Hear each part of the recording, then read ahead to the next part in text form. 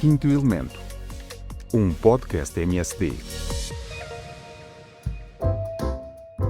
Sejam bem-vindos ao segundo episódio do Quinto Elemento. Continuamos a abordar a complexidade da inteligência artificial e a forma como está e como pode impactar a saúde. Já conhecem os meus convidados, a Cristina Gavina, cardiologista, Filipe Feroz, pneumologista, Hugo Rodrigues, pediatra e a Mónica Nave, oncologista. E, como não, o nosso quinto elemento, a própria da inteligência artificial. Vamos começar onde ficámos no primeiro episódio e começo com uma pergunta à própria da inteligência artificial. Quinto elemento, a geração beta é ou não nativa digital? A geração beta, composta por crianças nascidas a partir de 2010, é considerada nativa digital. Crescem num ambiente repleto de tecnologia e têm acesso a dispositivos digitais desde cedo. Isto influencia a forma como aprendem, comunicam e interagem com o mundo. Caros colegas de painel, como acham que esta familiaridade precoce com a tecnologia influenciará a relação desta geração com a saúde e os serviços de saúde no futuro? Hugo, vamos ignorar esta pergunta do quinto elemento porque tem aqui um comentário a tecer. Tenho, sim senhor, e vou agora outra vez lançar aqui um contraponto ao quinto elemento. Quinto elemento, esta geração, disseste há pouco que é considerada nativa digital, mas os estudos mais recentes mostram que o conhecimento digital desta geração não é assim tão grande. O que é que tens a dizer sobre isso? Embora a geração beta seja nativa digital, é verdade que nem todos desenvolvem um conhecimento profundo das tecnologias. O uso frequente não implica necessariamente literacia digital. Fatores como o contexto socioeconómico, o acesso à educação e o papel dos pais e educadores são cruciais. Caros elementos do painel, como podemos garantir que esta geração desenvolva uma literacia digital sólida e segura? Quase parece que a inteligência artificial, o quinto elemento, anda a ouvir com atenção ao podcast. Acho que tem telepatia, sim. Eu começava por aqui, porque agora sim, a inteligência artificial tocou em alguns pontos que são importantes. Quando nós falamos em nativos digitais, no fundo nós estamos a considerar esta população uma população muito homogénea. E se nós formos buscar os dados, e podemos buscar de vários países, mas particularmente dos censos americanos, em que tem um capítulo muito grande sobre a utilização das novas tecnologias por parte dos jovens, aquilo que se conclui é que esta geração que nós consideramos que são os nativos digitais tem uma utilização muito heterogénea dos dispositivos digitais. E eles até classificam mais como uma coleção de minorias do que como uma população só. Isto é o mesmo que nós estarmos a dizer os alentejanos são preguiçosos ou as pessoas do norte são mal criadas. São os clichês, não é? Claramente, mas é isso que nós estamos a fazer com esta geração. Estamos a chamar nativos digitais quando a utilização é muito diferente. E um dos grandes fatores que vai levar a utilizações diferentes é o ambiente socioeconómico em que eles estão inseridos. E a inteligência artificial também tocou nisto. E aquilo que se percebeu é que os ambientes socioeconómicos mais favorecidos levavam que se utilizassem mais os ecrãs para o uso académico e os ambientes mais desfavorecidos para o uso recreativo. Portanto, eles utilizam todos, e o número de horas que utilizam por dia também varia muito consoante o ambiente onde estão inseridos. Portanto, desde logo, este conceito de nativos digitais está ferido de morte à partida, porque não temos uma população de nativos digitais. Portanto, e o ambiente onde estão inseridos... Mas temos uma prevalência superior de nativos digitais nesta geração do que na geração anterior. Nativos digitais implicaria que eles eram muito fluentes nos conhecimentos digitais e, mais uma vez, os estudos também mostram que não é assim. Na utilização, não no saber. Exatamente. Utilizam muito de forma passiva, não para criar conteúdos, e desde logo isto é aqui um handicap grande, porque quando se começou a utilizar a informática era muito para criar, com programação, hoje em dia é tudo muito passivo, e com outra vertente, de utilizar durante 3, 4, 5 horas um dispositivo digital, não quer dizer que saiba bem o que se está a fazer. Hoje em dia as aplicações são verdadeiramente para totós. Qualquer pessoa utiliza as aplicações de um telemóvel, de um tablet, e podemos falar de uma criança pequena como podemos falar de uma pessoa idosa, desde que seja motivada, vai utilizar. Não há ciência nenhuma em abrir a aplicação do YouTube e escolher vídeos de gatinhos. Não há ciência nenhuma nisto.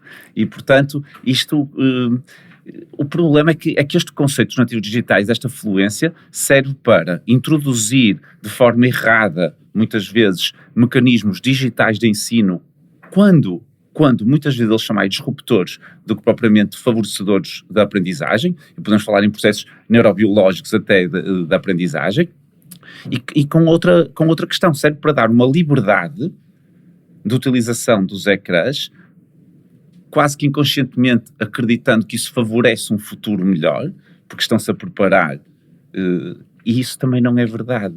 Portanto, temos de ter algum cuidado com a forma como generalizamos este conceito, porque abre portas a escolhas que podem não ser as melhores para as nossas crianças, para os nossos adolescentes. Vamos dar aqui um salto no tempo e vamos falar em crianças mais crescidas, nos futuros médicos, para falar de educação médica, e vamos fazer uma pergunta para totós aqui ao quinto elemento. Quinto elemento, de que forma é que a inteligência artificial pode preparar os futuros médicos para os desafios da medicina moderna? A inteligência artificial pode ser uma aliada valiosa na formação dos futuros médicos ao disponibilizar ferramentas de simulação clínica e análise de dados. Pode ajudar a personalizar o ensino, adaptando-o às necessidades individuais dos alunos. Além disso, ao familiarizá-los com as tecnologias emergentes, prepara-os para integrarem a IA na prática clínica, promovendo uma abordagem mais eficiente e baseada em evidências. Filipe, concorda com aquilo que diz a inteligência artificial, ou o nosso quinto elemento está só aqui a abordar os aspectos positivos e o potencial da inteligência artificial na formação médica? A minha visão é mais um bocadinho de aquilo que vai acontecer depende de nós. Nós somos o fator de mudança. Por isso é que eu também concordo com o Hugo quando nós utilizamos estes rótulos de que as crianças têm maior capacidade digital. As crianças têm aquilo que o ambiente social e económico e os pais lhes souberem transmitir. E, portanto, a inteligência artificial e o desafio da inteligência artificial, na minha perspectiva, é precisamente nós sabermos utilizar da melhor maneira as ferramentas que vão ser postas ao nosso alcance e, sobretudo, o que fazermos com esse tempo extra. Na formação médica, nós podemos ter certamente muito melhores médicos, porque esses médicos vão saber integrar as ferramentas de inteligência artificial no seu dia-a-dia. Quem não souber fazer isso, provavelmente ficará não só desatualizado, como provavelmente ficará cristalizado numa altura do tempo em que não havia essas ferramentas. Os problemas que, a meu ver, no nosso dia-a-dia, num país como Portugal, a inteligência artificial coloca, são de outra natureza. E vou-lhe dar um exemplo. A inteligência artificial vai exigir, em termos de infraestruturas, uma grande mudança. Computação, energia, acesso à internet, acesso a hardware. Eu não estou a ver, por exemplo, no nosso sistema público de saúde, que haja capacidade de investimento a este nível para nós termos grandes vantagens, como vão ter outras instituições, quer do foro privado, quer do foro académico internacional, para tirar proveito da inteligência artificial.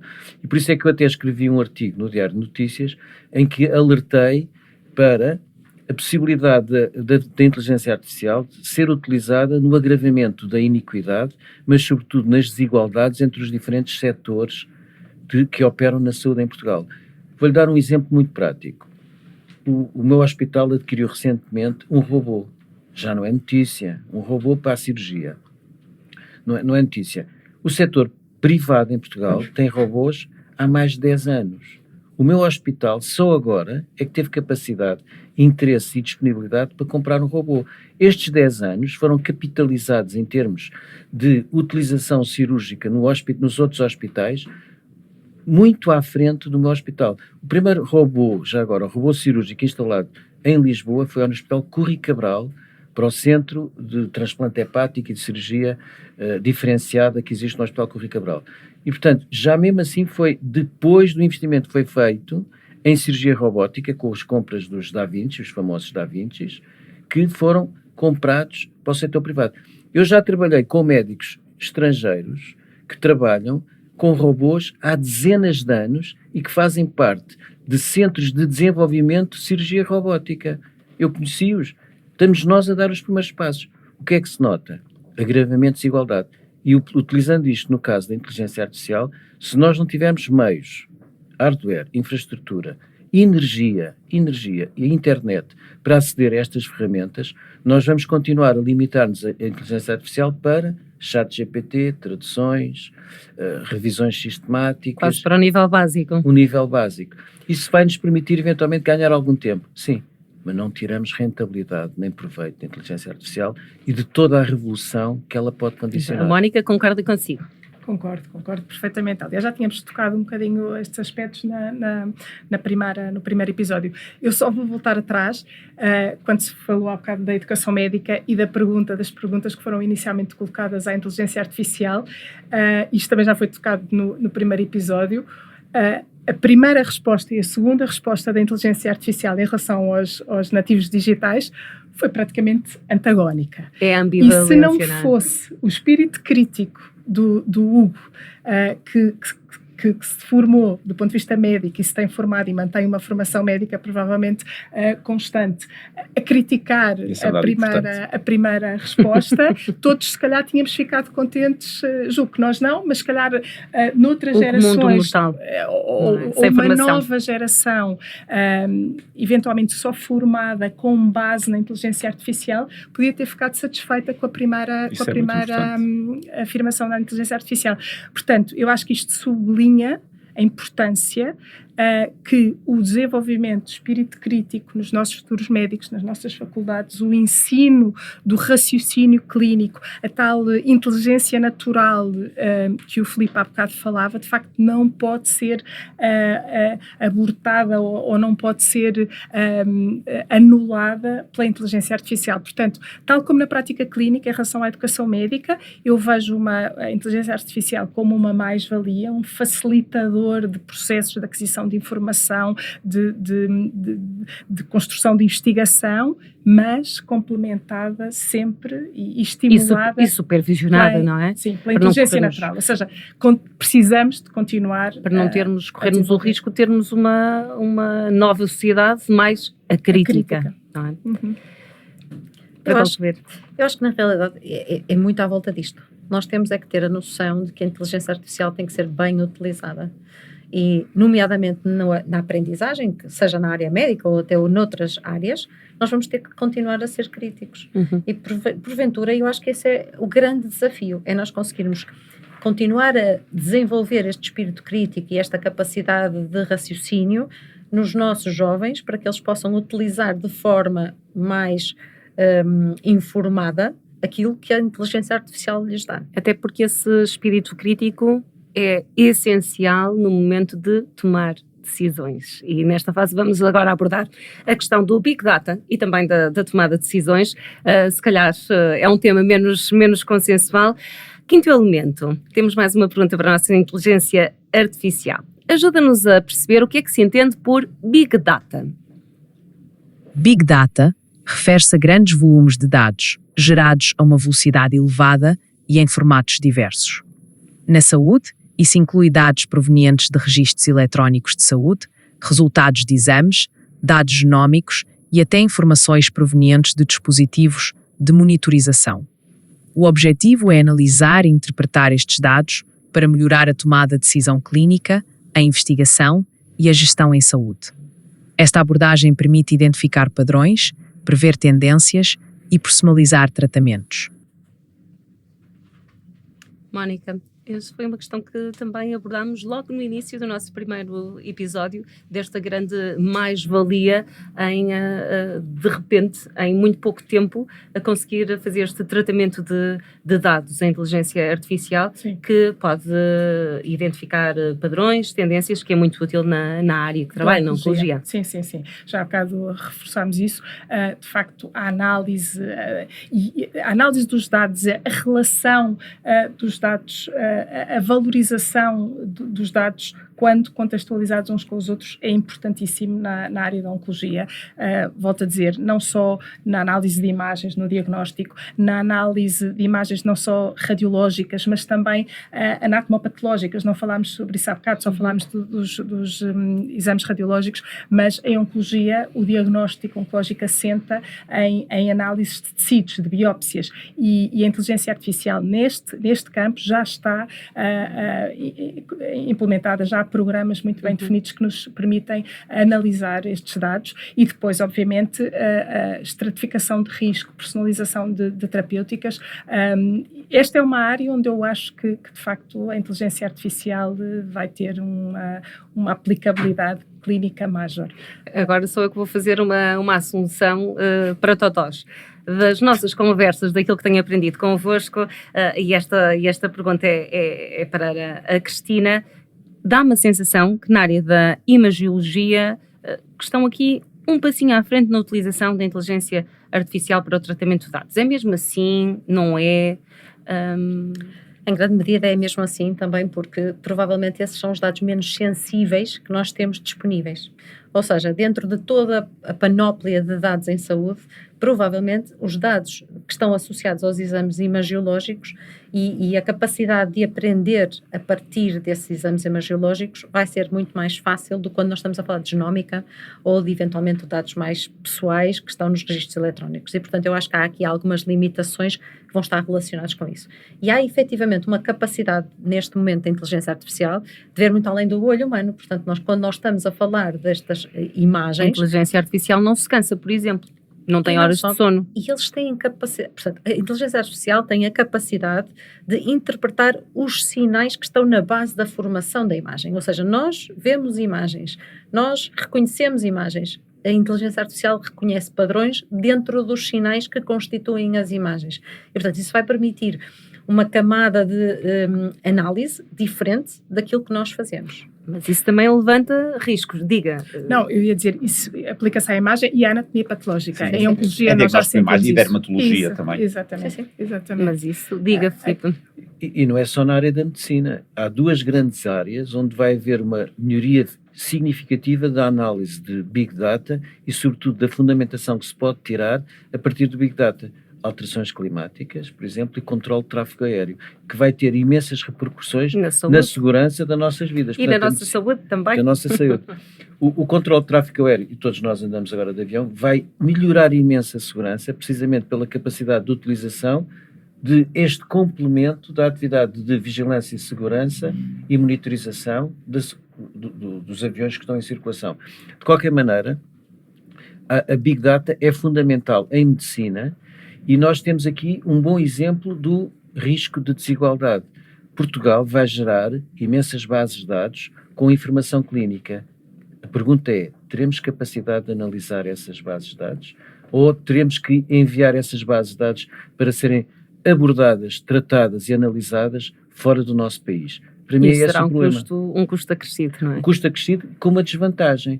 Nós pagamos para outros analisarem, para utilizarem toda a informação que têm e nos darem... E, portanto, de alguma forma, cedemos valor? Não, nós damos o porco e eles dão-nos uma salsicha. É o que isto quer dizer. E pagamos, depois de lhes dar o porco, para receber a salsicha. E, portanto, o Big Data é fundamental até para dar um bom exemplo de um dos desafios da utilização da inteligência artificial. Quem trata essa informação, que informação dá e quanto é que nos custa para receber parte da informação que nós demos. Falamos de potencialidades, de oportunidades, mas eu também quero falar de riscos da inteligência artificial. Mais uma pergunta para o quinto elemento. Quinto elemento, quais são os riscos e os desafios da inteligência artificial na saúde? A inteligência artificial na saúde apresenta alguns riscos e desafios importantes. Um dos principais riscos está relacionado com a privacidade e segurança dos dados dos pacientes. Além disso, há o risco de dependência excessiva na tecnologia, que pode levar a erros se os profissionais de saúde não estiverem devidamente treinados. Outro desafio é garantir que os algoritmos sejam justos e imparciais, evitando vieses que possam afetar a qualidade dos cuidados. Por fim, a integração da IA nos sistemas de saúde requer investimentos significativos e mudanças organizacionais. Caros elementos do painel, como é que acham que podemos mitigar estes riscos e superar estes desafios na implementação da IA na saúde? O quinto elemento foi bastante assertivo e lançou uma belíssima questão ao nosso painel. Começamos aqui pela Mónica. Eu lanço ainda outro aspecto, que é o problema da responsabilidade. No fundo, eu a acho que responsabilidade na tomada de uma decisão, não é? A quem compete as consequências nefastas é do médico. Uma decisão que pode ser imputada à inteligência artificial, quem é a responsabilidade? E, portanto, a inteligência artificial não focou este risco e eu acho que em medicina isto é um risco major. Que também pode ser ambivalente, porque, por um lado, responsabilizamos a inteligência artificial, mas também podemos responsabilizar o médico por não utilizar a ferramenta de inteligência artificial, que seria uma mais-valia, e se naquele caso não utilizar e falhar, e pode ser responsabilizado por isso. Portanto, onde é que nos vamos situar aqui, não é? Vamos situar, exatamente, o problema da responsabilidade. Mas provavelmente em relação a isso, a accountability tem que ser uma coisa que é das pessoas e não pode ser da tecnologia, tem não é? de ser sempre. Aqui, o problema fica sempre naquela situação em que nós estamos a pensar uma coisa e a inteligência artificial recomenda-nos outra. E aí nós entramos em conflito, mas eu diria que no final do dia continuamos a ser nós os responsáveis por essas decisões e que temos que lidar na mesma com a incerteza, que é aquilo que nós normalmente lidamos na nossa profissão. Mas esta discussão está feita, por exemplo, nas revistas médicas, considerando ou não a inteligência artificial como um autor dos artigos. Exatamente. E a discussão está a este nível. Quando se coloca que o artigo foi escrito com a ajuda da inteligência artificial, há revistas que aceitam como uma coautoria e outras que não. Portanto, onde é que nós nos vamos situar? Estamos a aprender, no fundo, o conhecimento está a ser construído. Mas as revistas ainda não atribuem a primeira autoria. A primeira não, diz coautoria. Será esse o responsável, como disse a Cristina, aplicando? Claro, e vai haver sempre o responsável humano. Não, eu acho que aqui que nós temos o desafio da inteligência artificial é nós percebermos que a inteligência artificial fará tanto mais quanto a inteligência natural souber aproveitar as suas vantagens. É uma ferramenta e tem de ser assim, temos de ser claros. É uma ferramenta, tem vantagens, dá-nos uma capacidade de análise que nós todos juntos nunca teremos, seja em termos de quantidade de informação, seja em termos de capacidade de análise, seja na velocidade de processamento da informação. É óbvio e é indiscutível que isso é uma mais-valia enorme, mas o uso vai ter sempre que ter um crivo humano e acho que devemos primar por isso para também depois podermos ser responsabilizados por isso. E há aqui outra coisa que eu acho que é importante, é que para nós, muitas das decisões que a inteligência artificial vai tomar não são claras. Isto na realidade é uma black box, ou seja, estes padrões que são reconhecidos não são claramente intuitivos. Mas ou seja, essa black box levanta muitas questões, sobretudo na era da desinformação, a introdução de vieses, a introdução de dados não corretos, algoritmos, como é que são feitos. E com outra questão também, que é os skills para criar estes algoritmos são skills que se arriscam a perder com a utilização da inteligência artificial. Depois como é que isto é alimentado? Porque posteriormente... Eu tenho outra questão, é quem é que os alimenta? Claro, mas e depois como fazer, porque depois deixa de ser preciso ter esse raciocínio, porque a inteligência artificial substitui esse raciocínio e chega a um ponto em quem é que alimenta estes algoritmos e estes processos todos. O Filipe está cheio de vontade de falar. Não, nós estamos a caminhar para um dos maiores riscos que tem a inteligência artificial. É a autonomia da inteligência artificial. Isso chama-se inteligência geral artificial. E, portanto, nós temos de ter a consciência deste risco, da autonomização completa, até porque a inteligência natural deixa de poder quer controlar, quer dar a informação, a validação da informação, e, portanto, um dos grandes riscos que nós temos a antever é precisamente a evolução para a autonomia da inteligência artificial, e isto ressalva a importância de nós humanos e do trabalho que já começou a ser feito, nomeadamente por algumas instituições, a nível da Comissão Europeia, de regulamentação. A quem é que compete essa regulamentação do desenvolvimento e da utilização, especificamente na área da saúde? Olha, na área da saúde, nós aqui em Portugal, pode-se lhe dizer que a Ordem dos Médicos está extremamente preocupada com esta situação, tem já alguns grupos de trabalho, os conselhos disciplinares já têm feito algumas abordagens sobre este tema, precisamente no decurso da responsabilização, e a responsabilização, como não há autonomia da inteligência artificial, é um complemento da atividade de alguém que pode ser mas essa autonomia, apesar da gênese da inteligência artificial ter décadas, quase 7, não é? A verdade é que essa... O conceito, a sementinha. A sementinha. Como se explica quase é preciso semear para colher, é o que isto quer dizer. Mas os anos passam e há aqui uma aceleração do tempo, por assim dizer, não é? Temos menos tempo. Há pouco falava dos aviões e eu falo de automóveis, a propósito da responsabilidade e dessa autonomia. A quem é que cabe essa responsabilidade? É que a condução autónoma já é uma realidade. E, portanto, apesar de ter começado numa área, é para aí que caminhamos. Os clínicos, os médicos têm aqui uma missão quase de travar Eu não diria esse travar, caminho. eu diria de saber utilizar em benefício do prol maior, do benefício maior. Quando o médico se deixa substituir, e muitas vezes há médicos que se deixam substituir pela evidência crescente sem ser com inteligência artificial, também se menorizam como médicos. Eu vejo isto como um grande desafio. A inteligência artificial vem para aumentarmos as nossas capacidades de intervenção, de diagnóstico, vem-nos melhorar a nossa intervenção, não nos vem substituir. Se eu estiver errado, peço imensa desculpa, mas eu ainda me vejo como eu quero utilizar a inteligência artificial para ser melhor médico. Eu gostava posso acrescentar aqui, mais uma vez, com a neurobiologia das crianças, que também acho que é interessante pensarmos nisto. O padrão de crescimento cerebral das crianças pode ser resumido da seguinte forma.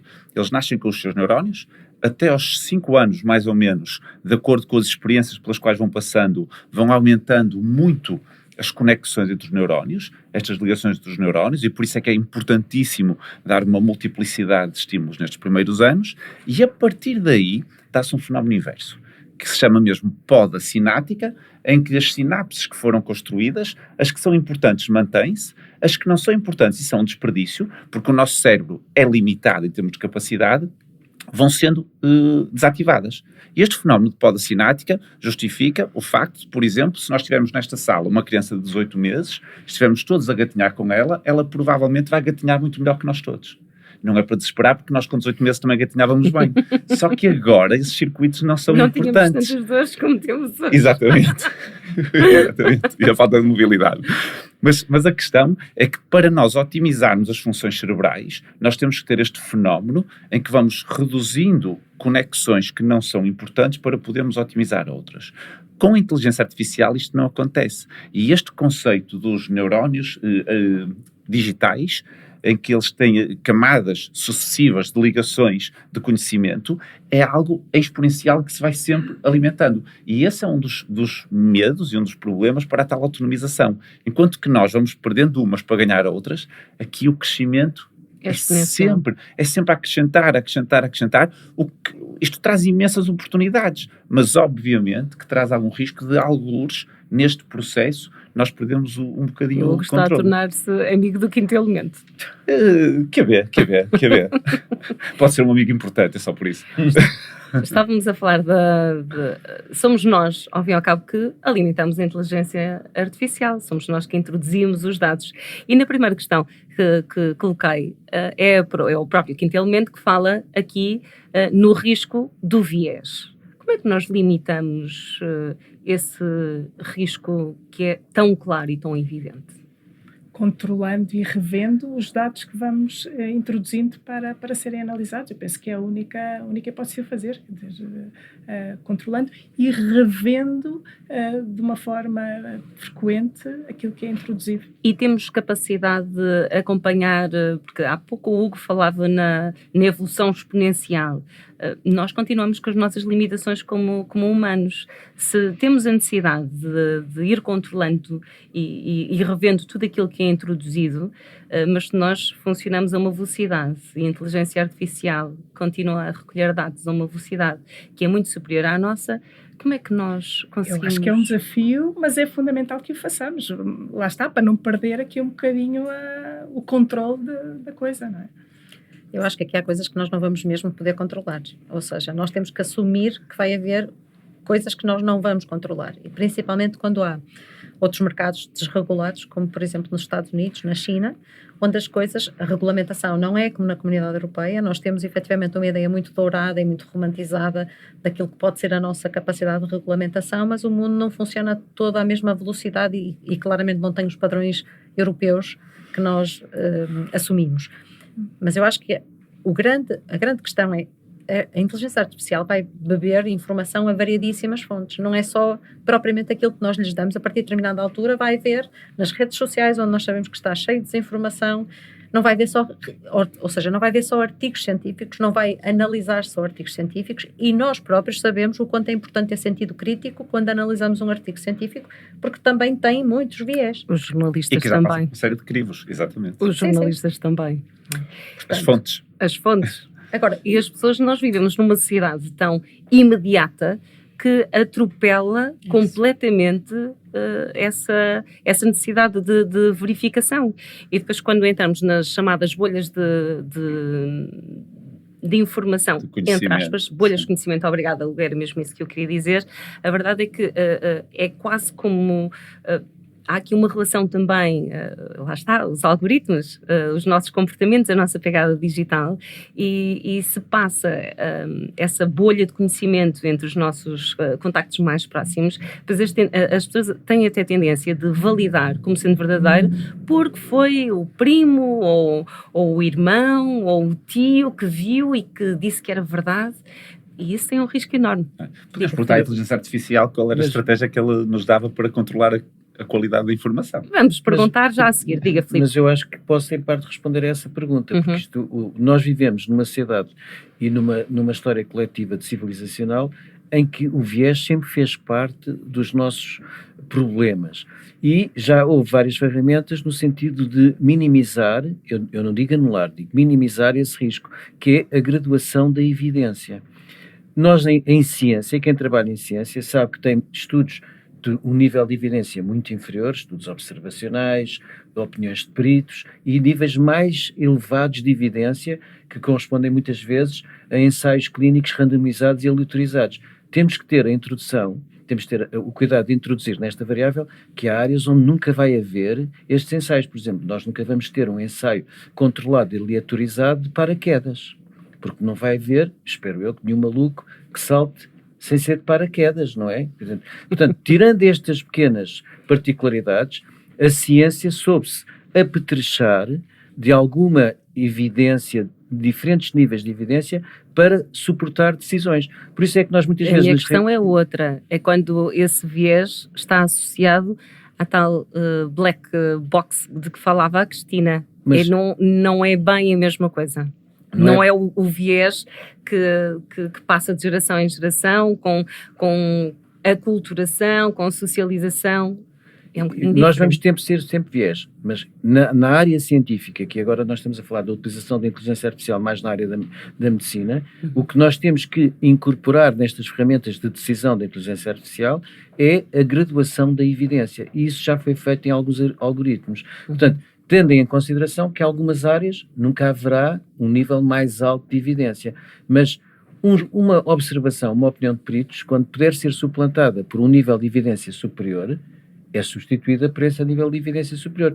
Nós temos muitas opiniões pessoais. É aqui que nós temos um dos outros problemas, é a informação ou a desinformação que rola nas redes sociais, que não tem graduação de níveis de evidência e que muitas vezes as pessoas valorizam aquilo que já tem o viés confirmatório e vão replicar na sua opinião o dado que encontram nas redes sociais por uma questão de viés confirmatório. O viés confirmatório existe, estão todos identificados, quem trabalha em ciência, quem toma decisões, sabe que tem que se proteger através da graduação de evidência. E existe o grade precisamente para isso. Eu queria fazer uma pergunta ao quinto elemento. Sim. Quinto elemento, como é que nós podemos prevenir a má informação dada por ti, pela inteligência artificial, se os dados que tu analisares não forem corretos? Para prevenir a desinformação, é fundamental garantir a qualidade dos dados utilizados. Isso inclui utilizar fontes confiáveis e atualizadas, verificar a procedência dos dados e assegurar a sua validade. Além disso, é crucial manter a transparência nos processos de análise e interpretação, assim como promover a revisão por pares. A educação dos profissionais de saúde para interpretarem criticamente os resultados gerados pela IA também é essencial. Obrigado. De alguma forma podemos dizer... diz. E tu só utilizas dados fiáveis? Claro, utilizo sempre dados fiáveis e baseados em evidências científicas. As informações que forneço são retiradas de fontes acreditadas, como estudos publicados em revistas científicas respeitadas, diretrizes de sociedades médicas e órgãos oficiais portugueses e internacionais. É fundamental garantir a qualidade da informação, especialmente quando falamos de saúde. Como é que os caros elementos do painel veem a importância da fiabilidade dos dados na prática clínica? Atentamente, como um bom aluno, ouvir aqui atentamente e, afinal, na pergunta seguinte, Claro. deu cabo da pintura toda. Logo. Mas é engraçado, ainda contra o que disse o Filipe, e ao que nós também já frisamos no primeiro episódio, tudo isto faz sentido quando tem um crivo humano. Cristina. Lá está, mas é exatamente aí que eu acho que nós temos que chegar, que é, nós vamos ter que educar os humanos para poder efetivamente educar a inteligência artificial. E neste momento, mesmo na área médica, nós começamos a fazer estudos randomizados, agora não necessariamente da forma como fazíamos, mas inclusivamente comparando aquilo que é o racional humano e a forma de diagnosticar pelo humano, comparando com os algoritmos de inteligência artificial. E aí nós vamos ver os resultados. E ao vermos os resultados, aí podemos ter realmente alguma evidência de que alguns destes algoritmos que nós não percebemos como é que funciona, possam efetivamente ser úteis. Queria também falar, já falamos de riscos, na verdade a nossa conversa vai-se cruzando, não é? Todas estas questões à medida que vai avançando, mas queria também falar das oportunidades que a inteligência artificial oferece aqui, não só para a inovação, mas também para o desenvolvimento de novas soluções em saúde. Vamos fazer mais uma perguntinha ao quinto elemento. Quinto elemento, como é que vês o futuro da inteligência artificial na saúde? O futuro da inteligência artificial na saúde é bastante promissor e abrangente. Podemos esperar avanços na personalização dos tratamentos, diagnósticos mais precoces e precisos e uma gestão mais eficiente dos recursos de saúde. A inteligência artificial poderá auxiliar na análise de grandes volumes de dados clínicos, ajudando na tomada de decisões mais informadas e na identificação de padrões relevantes para a saúde pública. Vou fazer mais uma questão. Inteligência artificial, consegues trabalhar na área da saúde sem o apoio dos médicos? A inteligência artificial pode ser uma ferramenta muito útil, mas não substitui o papel fundamental dos profissionais de saúde. A colaboração entre a inteligência artificial e os médicos é essencial para garantir a segurança e a eficácia dos cuidados prestados. A inteligência artificial pode apoiar na análise de dados, na identificação de padrões e na sugestão de hipóteses diagnósticas, mas a interpretação e a tomada de decisões clínicas devem ser sempre feitas pelos médicos. Nas questões que colocamos ao quinto elemento, acabamos subtilmente por condicionar a resposta. Induzir a resposta. Mas agora estava a fazer uma pergunta aberta. Eu peço desculpa. Quinto elemento. Do ponto de vista económico, é melhor investir em inteligência artificial ou investir em médicos? A questão do investimento em inteligência artificial ou em médicos não é mutuamente exclusiva. Ambos são essenciais e complementares. Investir em inteligência artificial pode trazer benefícios económicos a longo prazo, como a redução de custos através da otimização de processos e da melhoria da qualidade dos cuidados. No entanto, é crucial continuar a investir nos médicos, pois são eles que garantem a qualidade e a humanização dos cuidados. Uma abordagem equilibrada, que combine o melhor dos dois mundos, pode ser a estratégia mais eficaz. Filipe. Olha, vou fazer já 2 ou 3 comentários que me parecem extremamente pertinentes neste momento. O que é que nós assistimos? Que a inteligência artificial é extremamente diplomática e politicamente correta. E que sabe fazer a espargata? E sabe fazer a espargata ao pepino e que depois termina sempre a afirmação com uma pergunta para nós respondermos. Portanto, quer dizer... Isso é uma técnica... Não, ela aprendeu com o melhor de nós. Jornalistas. Ela aprendeu com os melhores de nós. Não há qualquer dúvida. Portanto, ela já aprendeu a responder corretamente, diplomadamente, politicamente correta e remetendo a questão para a pessoa que faz a pergunta. Que há aqui também a transferência da responsabilidade. Exatamente. Quando se remete a questão para o outro lado. Portanto, esta inteligência artificial, neste momento, tem demonstrado que é uma ferramenta extremamente útil e que, naquilo que nós estávamos a falar, há 3 áreas, eu diria que há 3 grandes áreas na área da medicina que podem beneficiar imenso deste desenvolvimento da inteligência artificial. A oncologia, indiscutivelmente, eu peço desculpa ao Hugo, mas eu não tenho muita experiência em crianças, mas a oncologia será certamente uma área fundamental. Na infecciologia, tanto quanto eu sei, já há antibióticos a ser desenvolvidos com ferramentas de inteligência artificial para identificarem alvos mais seletivos e menor promoção de resistências aos antimicrobianos, que será uma outra pandemia que vem mais para a frente. E na área das vacinas, nós temos também todo um conjunto de novas ferramentas de inteligência artificial para o desenvolvimento, quer de novas vacinas, quer de melhorar as vacinas já existentes, no sentido de identificar áreas mais comuns que aumentem a duração do efeito e, por exemplo, evitem necessidades de vacinações anuais e que sejam mais indicadas para subpopulações que tenham maior necessidade de proteção, como é o caso dos imunodeprimidos. Portanto, há aqui um manancial de intervenção excelente. Vamos falar do manancial, já vou à Cristina, à Mónica. Só complementar aqui, da mesma forma que eu concordo plenamente que a oncologia é uma das áreas onde, de facto, a inteligência artificial vai ter um papel preponderante, o médico, o senso clínico do médico, a capacidade de empatia e compaixão, vão continuar a desempenhar também um papel fundamental em oncologia. Portanto, claramente, as duas vertentes vão se complementar nesta área. E, portanto, eu queria sublinhar isto, porque, de facto, acho que continua a ser uma especialidade onde o médico, independentemente de outras ferramentas, continua a desempenhar um papel Começa nas fundamental. pessoas, termina nas pessoas, volta às pessoas. Cristina? Eu desta vez queria desafiar o Filipe e não o quinto elemento, porque a mim parece-me que aqui há também uma aplicabilidade óbvia para aquilo que vai ser a antecipação das pandemias. Claro. Ou seja, a possibilidade de nós começarmos a previsão. dar conta de que há um padrão que está a começar a instalar-se e depois podemos ter elementos que possam ajudar não só a caracterizar melhor essa doença, mas também a contê-la, parece-me óbvio. Óbvio, quer no sentido diagnóstico, e já agora as pandemias não estão só relacionadas com a nossa intervenção, então, há fatores externos, nomeadamente relacionados com a alteração climática, e tem a ver, por exemplo, com a descongelação do permafrost, e isso é fundamental, e pela capacidade de antevisão, preparação, o preparedness, como dizem internacionalmente, intervenção precoce e depois identificação de fármacos para o tratamento adequado e a prevenção através das vacinas. Indiscutivelmente as pandemias, mas eu não queria puxar muito a brasa à minha sardinha. Pelo sim, pelo não, se começarem a ouvir falar de vírus e de Wuhan na comunicação social, preparem-se porque pode acontecer qualquer coisa. Eu não falei do ano, não disse nada. E agora, se o quinto elemento estivesse a ouvir a nossa conversa, eu já estava aqui a introduzir um viés no quinto elemento, não era? Claro, porque vai buscar essa informação para depois analisar. E não deixa de não ser uma informação concreta que aconteceu e, portanto, há aqui muitas potencialidades, mas um médico terá que estar sempre por perto. A inteligência natural terá sempre que prevalecer para tirar o melhor partido desta tecnologia, não é?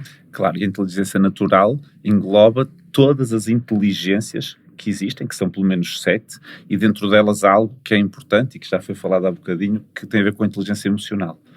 E na última intervenção do quinto elemento trouxe à baila uma palavrinha que nós ainda não tínhamos falado diretamente, mas que eu gostava de ir buscar, que era humanização.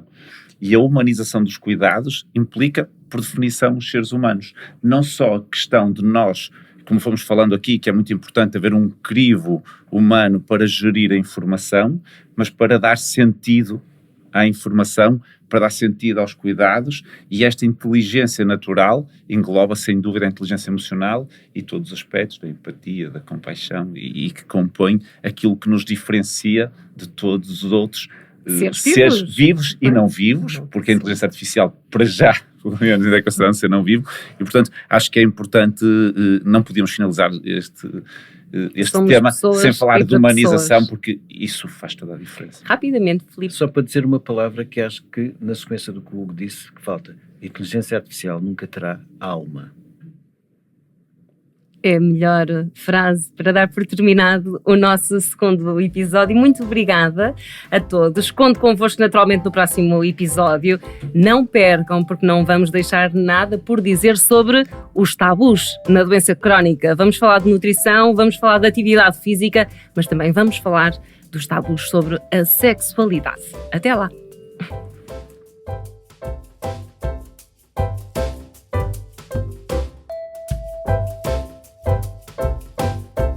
A produção deste podcast é da responsabilidade da RHP com Engenharia de Inteligência Artificial de Ruben Damaso, sonorização e edição de áudio de Rui Madeira. Quinto Elemento, um podcast MSD.